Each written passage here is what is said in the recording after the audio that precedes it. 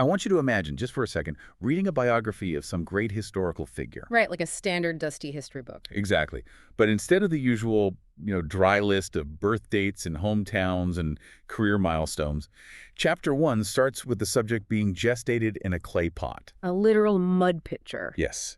And then Chapter 2 involves him digesting a shape-shifting demon from the inside out. As one does. Right.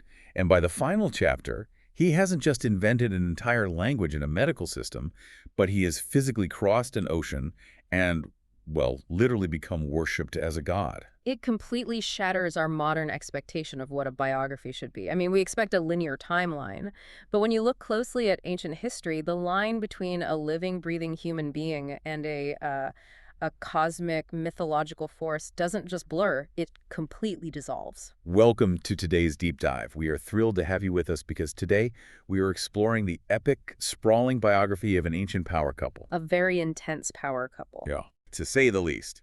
We are talking about sage Agastya and his brilliant philosopher wife, Lopamudra.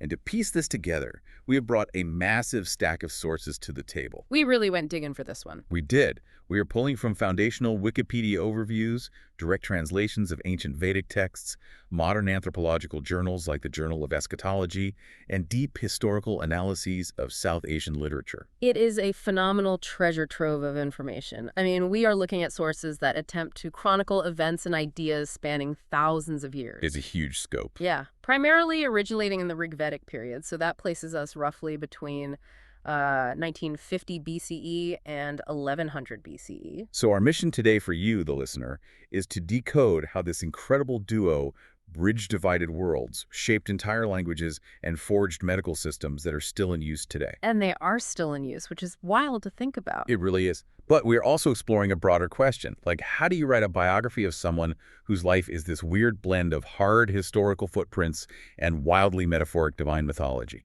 That is the core challenge here, because in the ancient Indus-Saraswati civilization, history wasn't just recorded as, a sterile spreadsheet of facts. Right.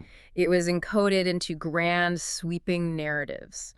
So when we talk about Agastya and Lopamudra, we are talking about real historical momentum wrapped in the poetic language of the divine. Well, I want to start right at the beginning, because the origin story of Agastya is exactly what I was teasing earlier. It is highly unusual. Highly. To modern ears, it almost sounds like ancient science fiction. Where does this biography actually begin? Well, his birth story is foundational because it immediately sets him apart from standard humanity. According to the text, his origins trace back to a highly sacred, intensely charged moment involving two major Vedic deities. Okay, who are we talking about? Mitra, who is associated with light and oaths, and Varuna, the god of the cosmic ocean and moral law. So we have two very heavyweight deities. What are they doing? They are performing a yajna. Okay, let's unpack that. What exactly is a yajna in this context? It's a highly complex, sacred fire sacrifice. But to really understand a yajna, you have to realize it isn't just, lighting a campfire and saying a quick prayer. Right, it's not a marshmallow roast. Exactly. It is a rigorous spiritual technology. The ancient Vedic people believe that through chanting specific mantras and offering ghee and grains into a consecrated fire, they were directly interacting with the cosmic order. Like they were sustaining the universe itself.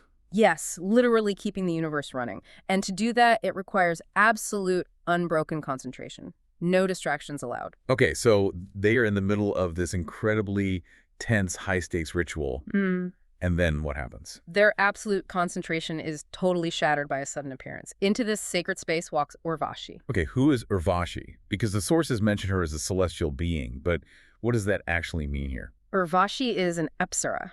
And you can think of an apsara as a heavenly nymph, but honestly, that almost diminishes their power. It sounds a bit too light. Yeah, they are beings of extraordinary, eternal, mind-altering beauty.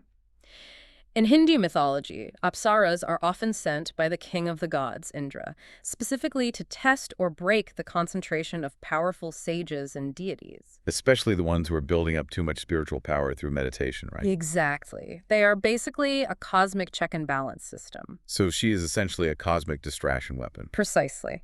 And she is incredibly effective. Her appearance completely overwhelms Mitra and Varuna.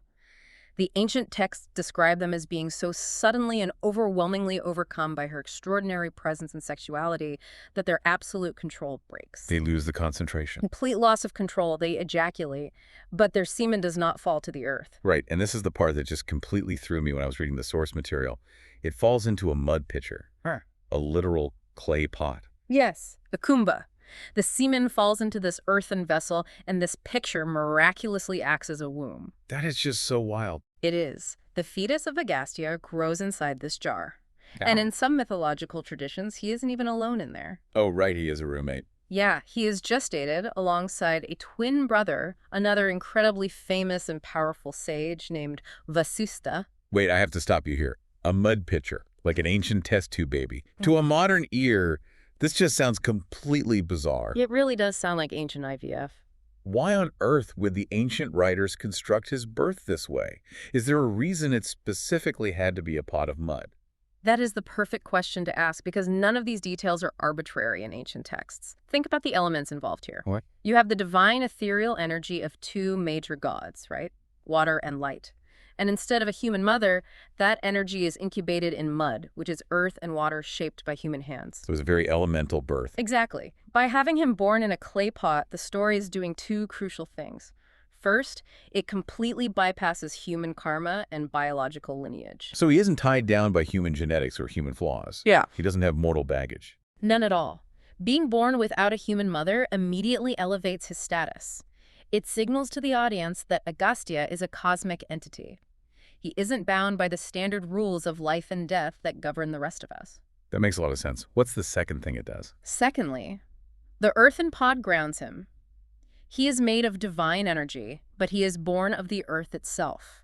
It is a mythological shorthand. It says, pay attention to this figure. He is both heavily divine and deeply tied to the physical world. And this earns him a very specific title in the texts, right? I Yeah. saw this pop up constantly in the sources. Yes, because of this bizarre gestation, he is repeatedly referred to as Kumbhayoni, which literally translates to he whose womb was a mud pot. It's a very literal nickname. It is. He is also called Kumpaja and Kalasaja. Yeah. The narrative refuses to let you forget his artificial earthy origins. That sets the stage perfectly, I think. It isolates him from standard humanity. It makes him purely a creature of spirit and earth.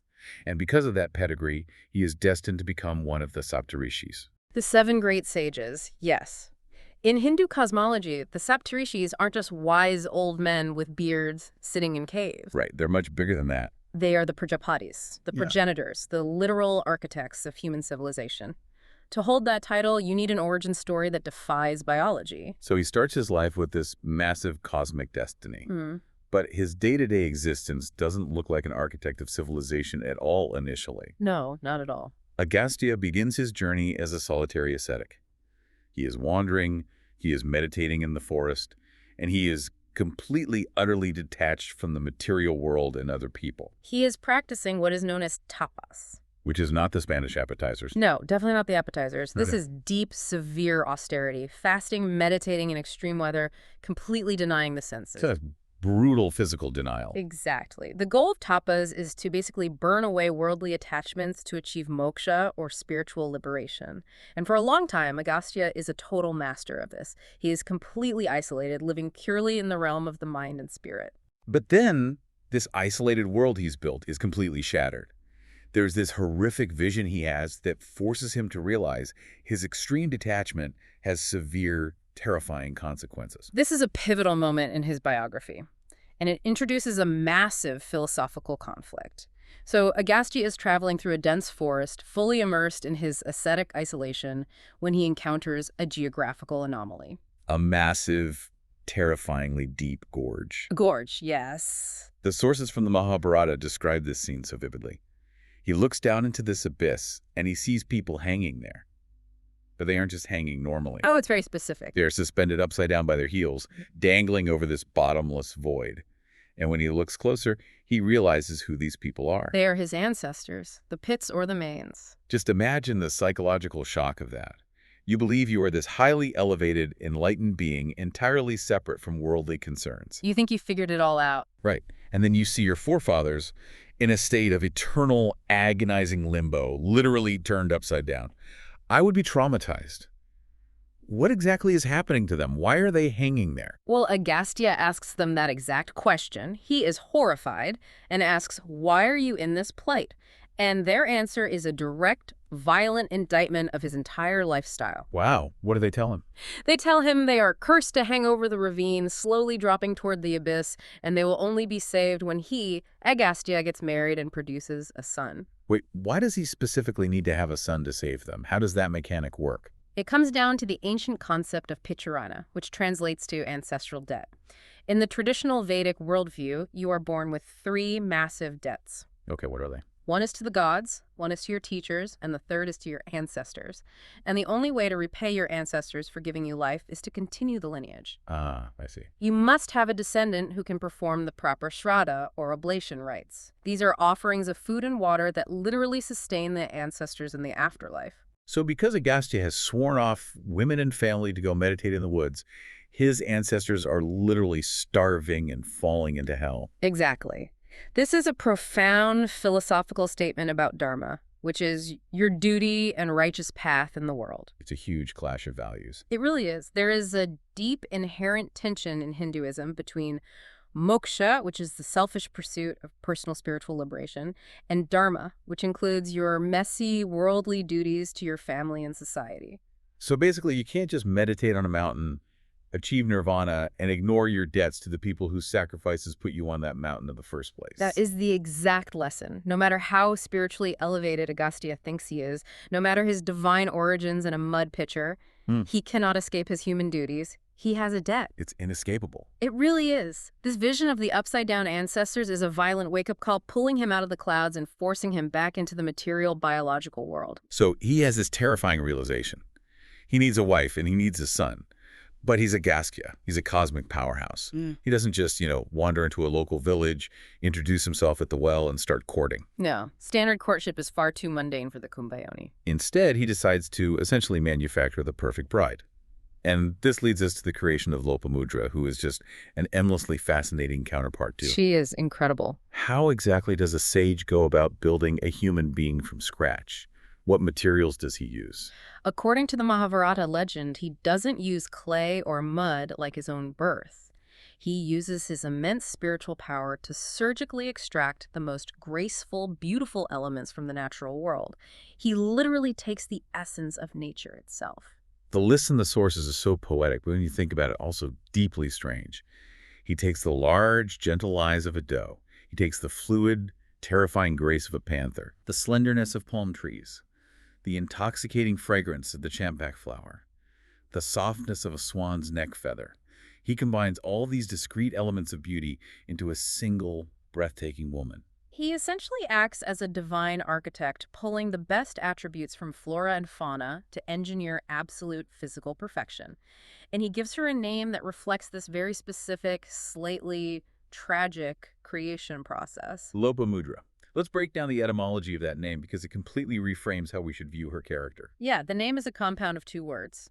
Lopa translates to loss or taking away, and mudra refers to parts, forms, or distinctive beauties. So her name literally means the loss of beautiful parts. Yes, it signifies the loss that the animals and plants suffered.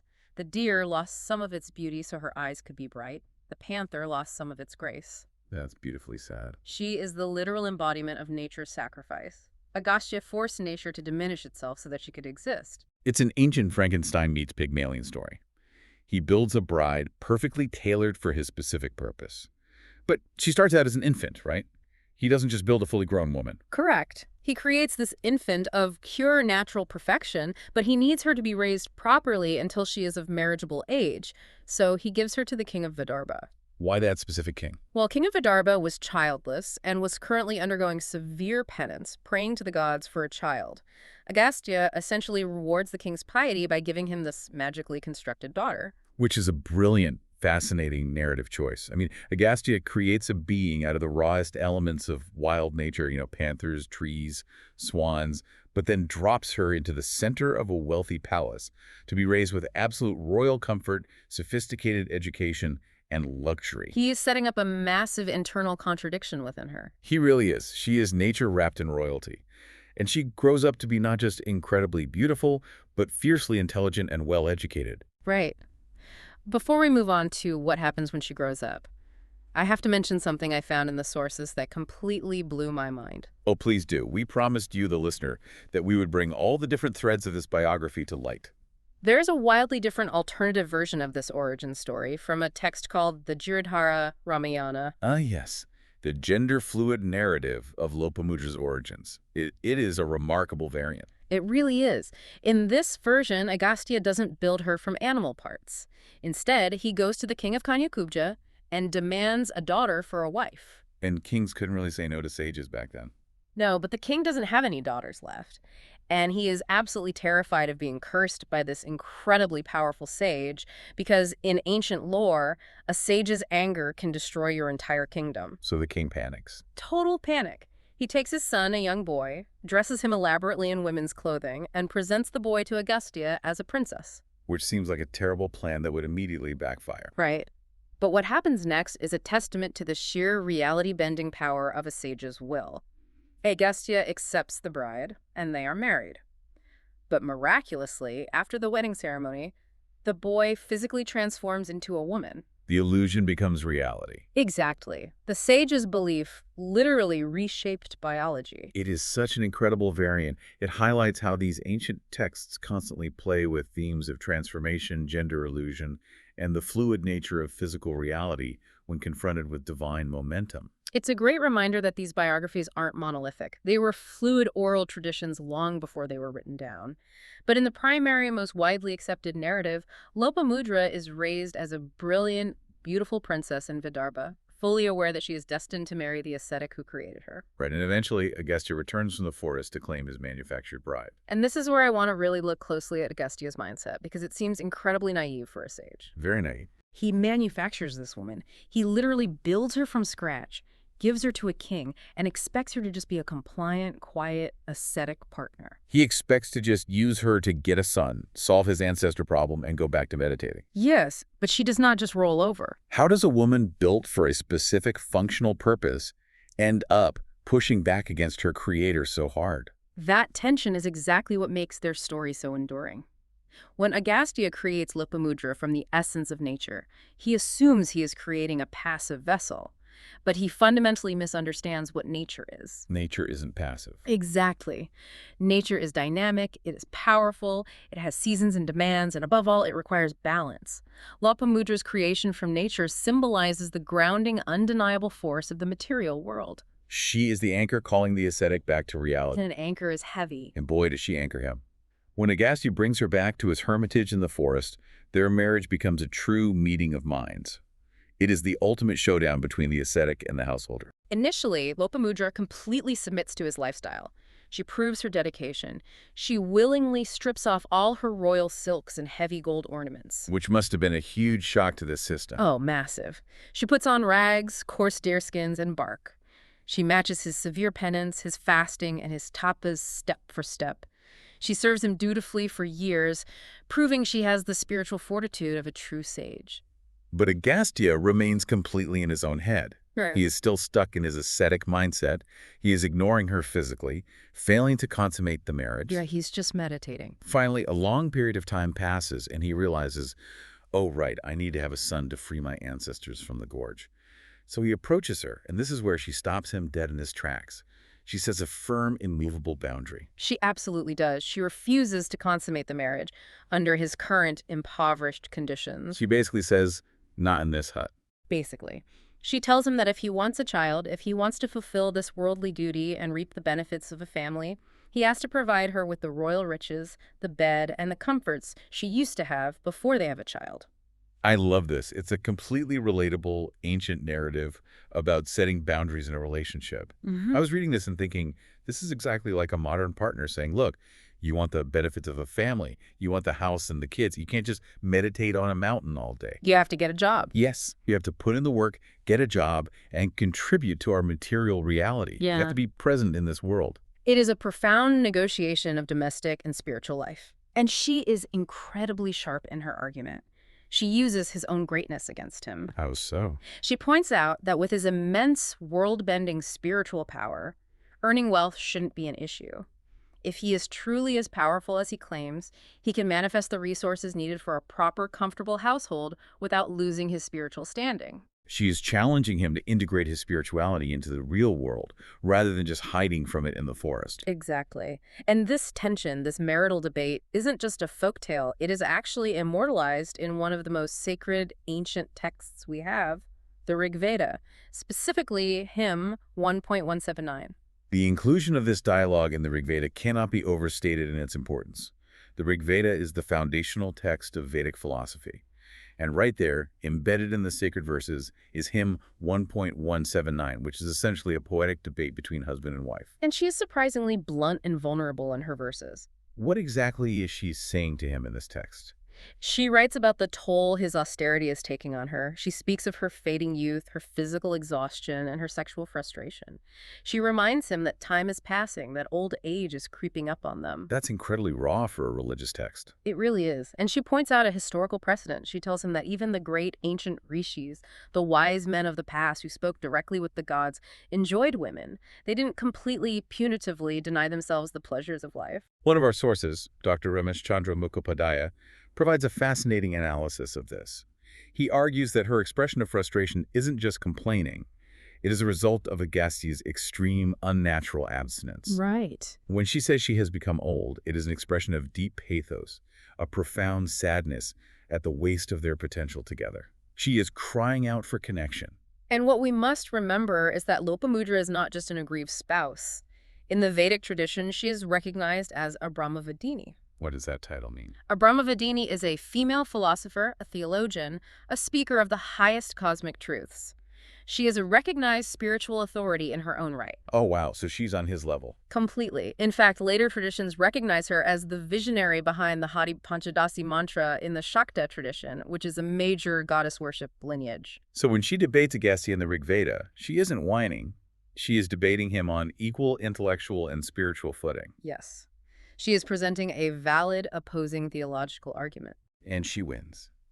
The debate ends with her successfully seducing him.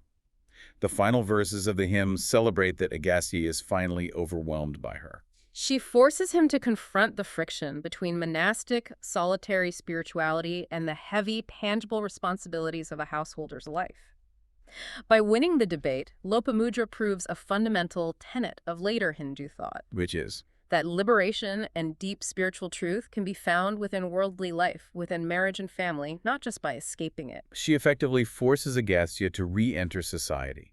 They consummate the marriage, and they have a son named Tasyu, who goes on to become a renowned poet. And the upside-down ancestors are finally freed from the gorge. Right. But the ripple effects of this marital dispute literally changed the course of history. Because of her boundary. Because Lopamudra demanded wealth and comfort before she would have a child, Agastya is forced to go out into the world to acquire it. He can no longer sit under a tree. No, he has to travel, he has to engage with kings, and he has to deal with the dangers of the continent. This demand for wealth is the catalyst for the next massive chapter in his biography, the Great Migration. Lopamudra's domestic boundary is what pushes Agastya south, initiating his greatest historical and mythological achievements. Exactly. The biography expands from a domestic dispute in a forest hermitage into a continental shift that redefines the map of ancient India. To understand this migration, we have to look at the dual reasons he goes south. There's the practical reason, right? He needs money. But the mythology gives us a brilliant cosmic reason for his journey, and it provides such an incredible visual. Let's unpack the cosmic imbalance. The mythology states that an unprecedented event was taking place in the Himalayas, in the far north of the subcontinent. Lord Shiva, the supreme deity of destruction and transformation, was getting married to Parvati. A huge cosmic event. Massive. And at this wedding, he was revealing the deepest secrets of the Veda and the Tantra.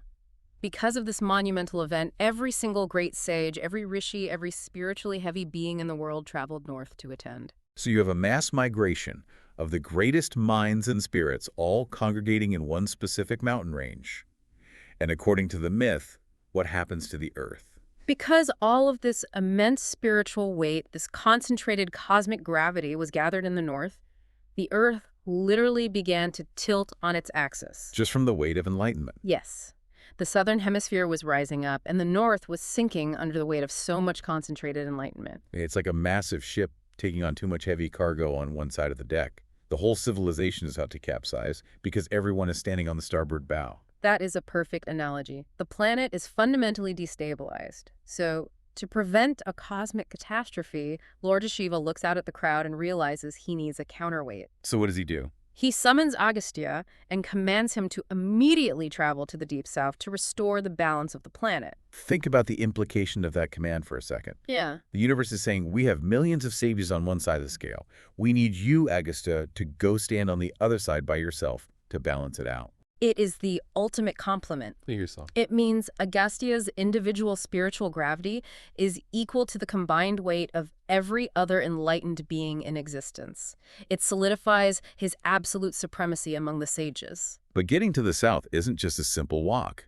The subcontinent is fiercely divided by geography. And this brings us to one of his most famous encounters, the Vindhya mountain range. The Vindhya Mountains act as a natural, massive barrier, effectively cutting North India off from South India. In the myth, this mountain range isn't just a piece of geology, it's a living, jealous entity. Yes, the mountain has an ego. A huge ego. It saw the majesty and the staggering height of the Himalayas in the north, and it grew incredibly jealous. It decided it wanted to be the tallest mountain range in the world, so it began to grow. And it causes huge problems, right? Enormous problems. It grew so massive so quickly that it actually started to block the path of the sun, plunging the southern regions of the continent into darkness and cold. It's basically a geopolitical roadblock Yeah. causing an environmental disaster. So Agastya approaches this massive, overgrown mountain. What does he do? Does he blast it with a magic spell? No, he uses something much more potent in ancient Indian culture: reverence. Interesting. Despite the mountain's ego, it knows who Agastya is. When the great Kumbhayoni approaches, the spirit of the Vindhya mountain is compelled by tradition to show respect to a sage of his magnitude. So the massive mountain range physically bows down, flattening itself out to touch Agastya's feet in reverence. And Agastya, seizing the moment, plays a brilliant trick. He says to the mountain, "Stay bowed down like this. Shrink yourself so I can easily walk over you to the south, and kindly wait in this bowed position until I return. Once I come back north, you can grow as tall as you want." The mountain agrees. Agastya crosses over into the south, but the punchline of the myth is that Agastya never returns. He just ghosts the mountain. He completely ghosts the mountain. He stays in the south for the rest of his life. And because he never returns to release the mountain from its promise, the Vindhya range remains low and flattened to this day, keeping the path between North and South India open forever. I have to pause and look at the historical reality beneath this story. Because obviously, geological formations don't have egos, and mountains don't bow to pedestrians. As far as we know. Right. If we strip away the magic, is this mountain mover myth actually a coded historical record? Is this an allegory for Agastya forging the first safe, reliable trade and travel route from the Aryan-dominated north into the Dravidian south? That is exactly how most historians, anthropologists, and linguists interpret it. You have to remember the context of the era. The North and the South were distinct worlds, separated by incredibly dense, dangerous, and impenetrable mountain jungles. Crossing the Vindhyas was considered nearly impossible. Exactly. These stories are grand, encoded allegories for cultural and geographical integration. So Agastya flattening the mountain represents the breaking of the Aryan-Dravidian divide. Precisely. It is the narrative of a pioneer bringing northern Vedic traditions, agricultural techniques, and philosophies into direct contact with southern traditions. It opens up a conduit for cultural exchange that permanently altered the trajectory of the subcontinent. But opening a new frontier is incredibly dangerous.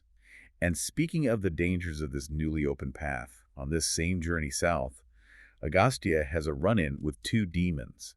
And this gives us what is probably one of the most bizarre, gruesome, and famous stories in his entire biography.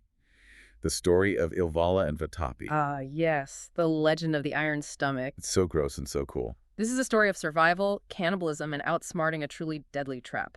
Ilvala and Vatapi were Asura brothers, demons, who controlled a territory along the southern route. And they were actively terrorizing the region, specifically targeting passing Vedic Brahmins and sages. Their modus operandi is just pure horror movie material. Let's break down exactly how they were killing people, because the mechanics of their trick are fascinating. Vatapi, the younger brother, possessed a terrifying magical ability. He could shapeshift. He could flawlessly transform his body into an animal, typically a ram, a goat, or a buffalo.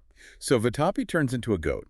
Then Ilvala, playing the role of a generous, pious host, slaughters the goat. Which is his brother. Right. He cooks the meat, preparing a massive, fragrant feast, and he waits on the side of the road for a hungry, traveling sage to pass by. He invites the sage in, offering them this incredible meal as a sign of respect.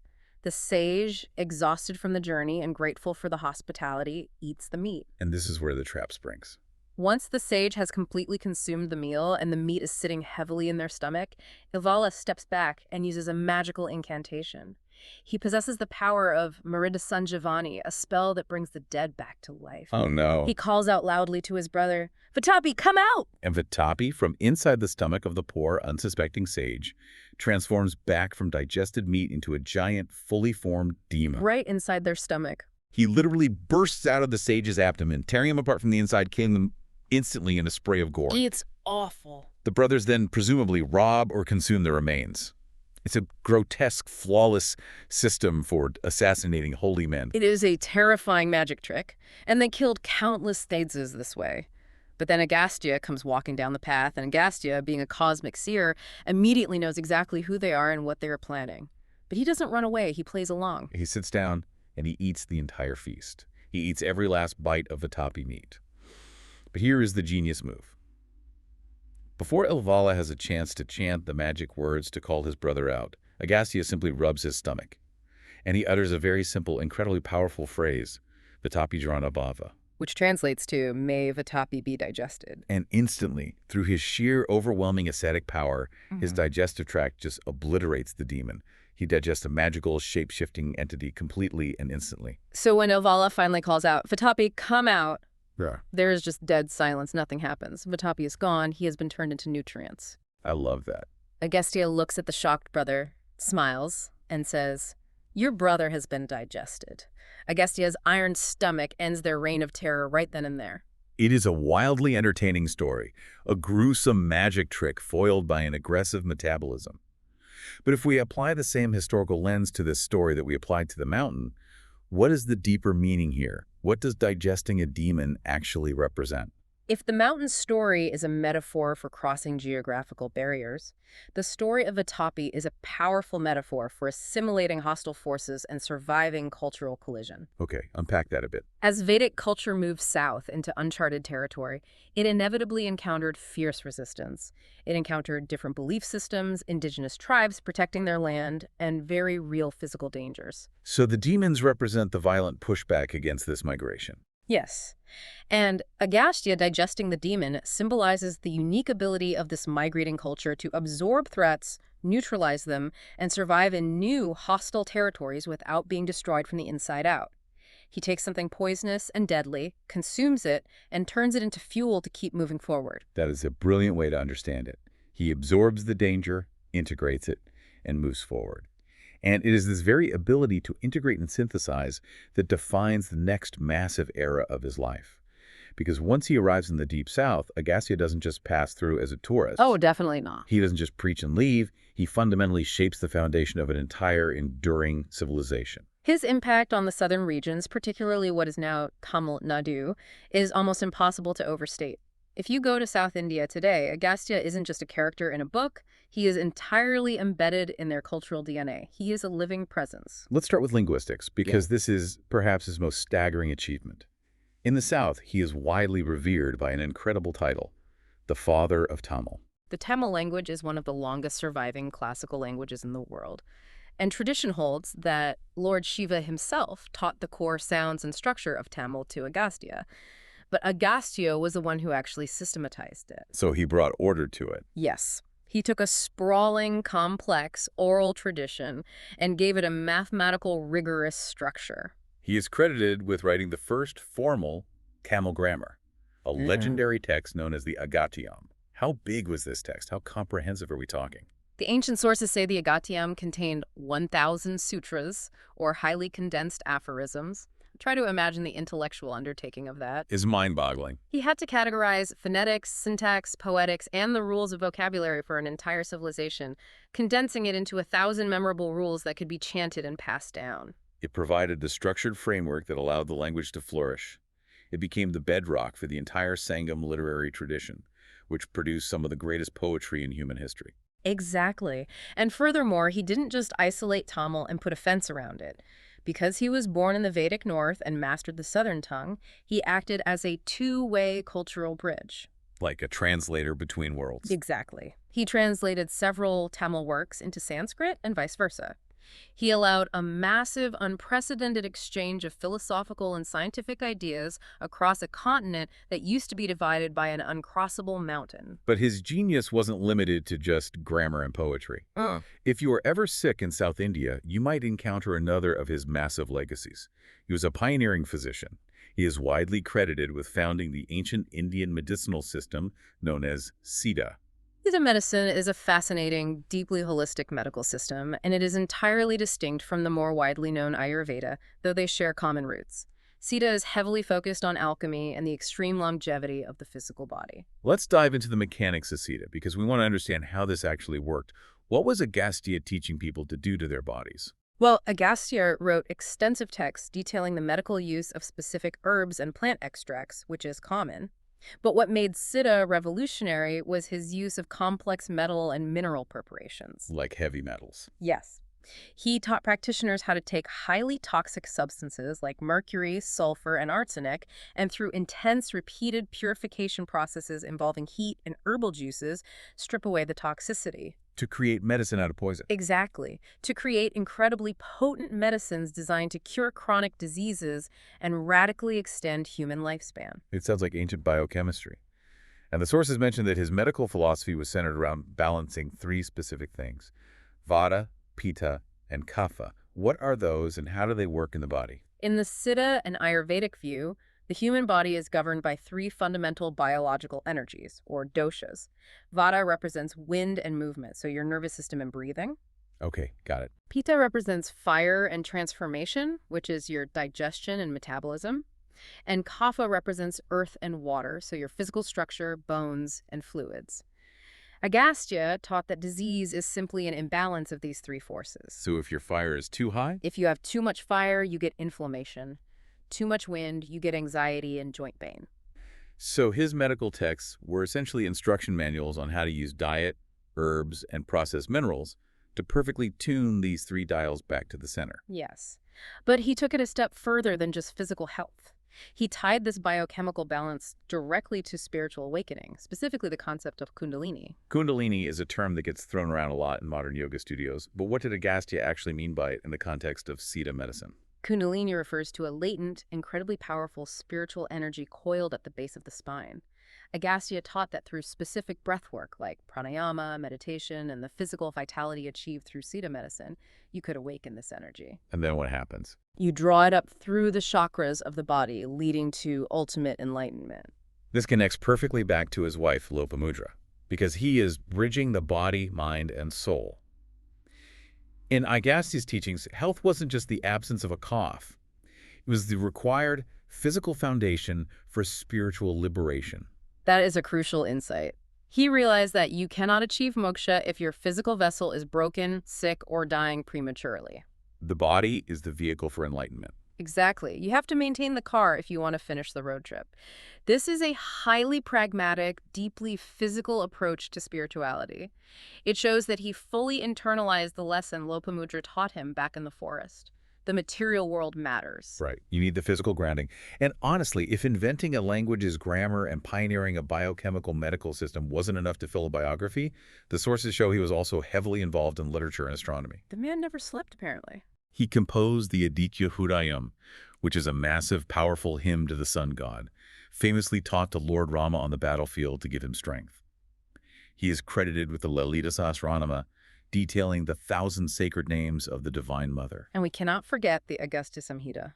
This is a text that delves deeply into early astronomy, tracking the precise movement of celestial bodies, which was essential for developing accurate calendar systems. You need calendars to know when to plant crops and when to time complex religious rituals. Okay, here is where I have to step in and bring up a major, glaring skeptical point. I was wondering when we'd get here. Because you and I have just spent the last 20 minutes listing an absolute mountain of superhuman achievements. We were saying that this guy wrote Rigveda hymns in roughly 1200 BCE. He tamed a mountain range. He digested a demon. He invented a comprehensive Tamil grammar with 1,000 rules. And pioneered a complex medical system using toxic metallurgy. Yes, he wrote epic spiritual poetry. And he studied the stars to make agricultural calendars. Look, I want to believe the myth, but how could one biological human being do all of this in a single lifetime? It is a very valid skepticism. In fact, it is the exact question that modern historians and scholars have wrestled with for decades when looking at these sources. When a biography is this dense with achievement spanning this much time, you have to look for a different kind of truth. I want to point our listeners to a theory from one of our sources. There is a prominent linguist and scholar named Camille Zvelabil, and he proposes a solution to this impossible timeline. It's a great theory. He suggests that the Agastya we're talking about isn't one guy. He argues that Agastya might actually be 3, 4, or even a dozen different historical figures living in entirely different centuries who eventually got blurred together. Camille Zvelabil's fused identity concept is absolutely essential for understanding ancient Indian historiography. Over millennia, the name Agastya transformed from belonging to a specific historical man who migrated south into a lineage, a title, or almost an academic institution. It's like a brand name for brilliance. That is the perfect way to describe it. In the ancient world, intellectual property didn't work the way it does today. Today, you want your name on your book. In ancient India, authority came from antiquity. Ah, I see. If a physician in 200 BCE made a groundbreaking medical discovery in alchemy, he wouldn't publish it under his own name. He would attribute it to Agastya to give it ultimate, unquestionable authority. So to say a text was by Agastya was really just saying it belonged to the Agastian school of thought. It was peer-reviewed by the tradition. Exactly. So whether it was one extraordinary genius or a collective of brilliant minds operating over 1,000 years under his banner, Agastya became the avatar of cultural merging. He is the symbol of the synthesis between Northern Vedic thought and Southern Dravidian culture. And the gravity of that avatar, the sheer weight of his teachings and his institutional brand, was so immense that it couldn't even be contained by the massive Indian subcontinent. It spilled right over the edges of the map.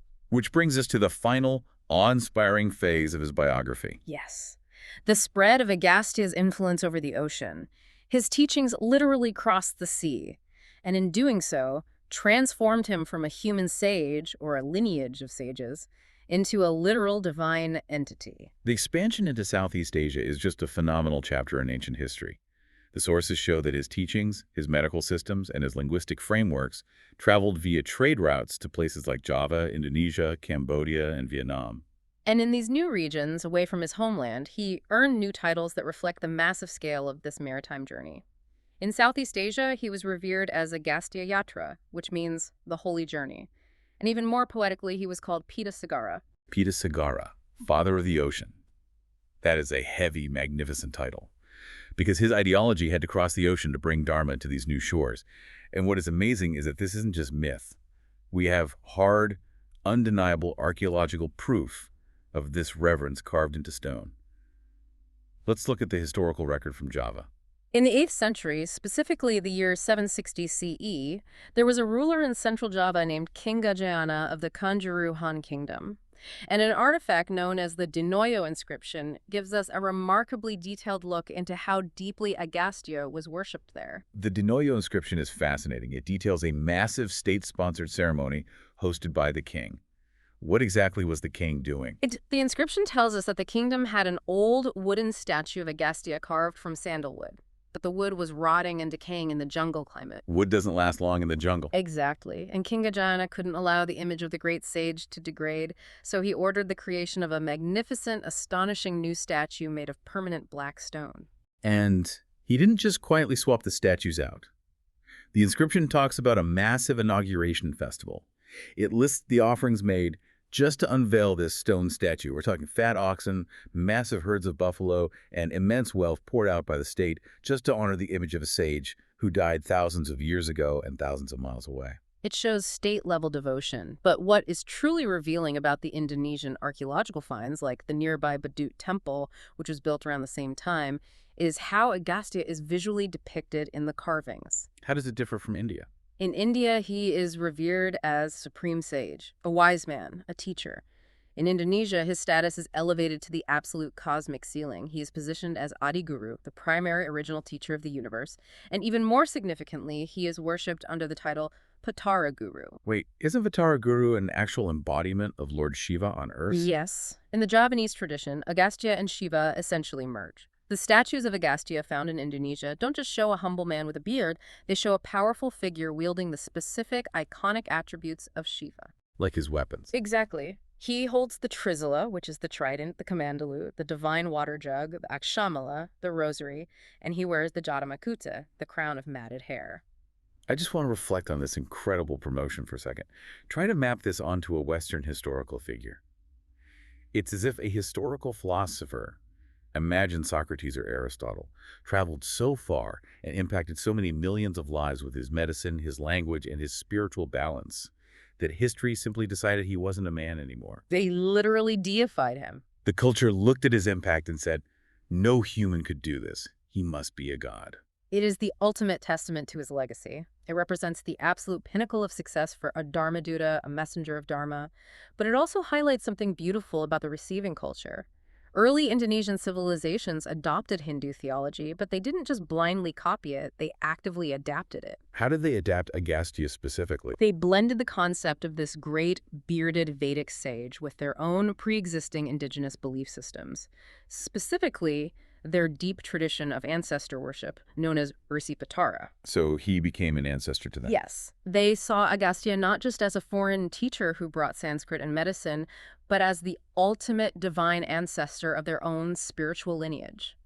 By merging the Vedic sage with the indigenous ancestor spirit, they created a completely unique, highly resilient cultural fabric. You can still see echoes of this beautiful synthesis in places like Bali today. It is a stunning, sprawling biographical arc.